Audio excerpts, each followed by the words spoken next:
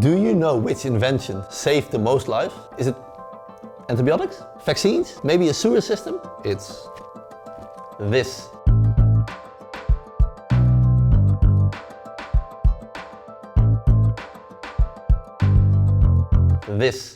It's artificial fertilizer. Astonishingly, half of the current human population owe their lives to this invention done early 20th century.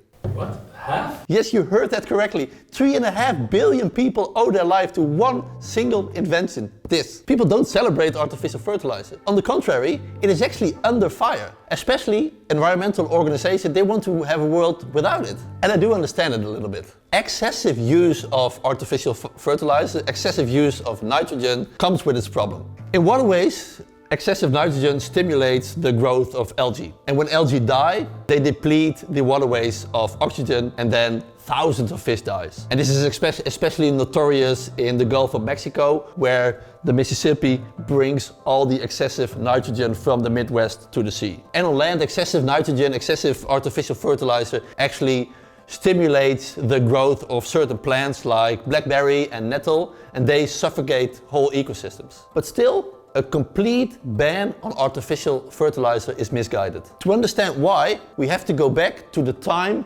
before the invention of artificial fertilizer, early 20th century. For the whole of history, humankind struggled to produce enough food. People knew that manure increased yield, but it was always in short supply. Yields were 5 to 10 times lower than now, and starvation always lied around the corner. And the invention of artificial fertilizer changed this. For the first time in history, humans could actually produce ample food. Synthetic fertilizer was a key element in what is now known as the Green Revolution. The Green Revolution was a combination of synthetic fertilizer, improved seed, mechanization, and pesticides. And it made yields explode. And with that, also human population skyrocketed from 2 billion in 1900 to 8 billion now. And now we can't do without synthetic fertilizer. A complete ban on synthetic fertilizer would mean that we were not able to feed humanity.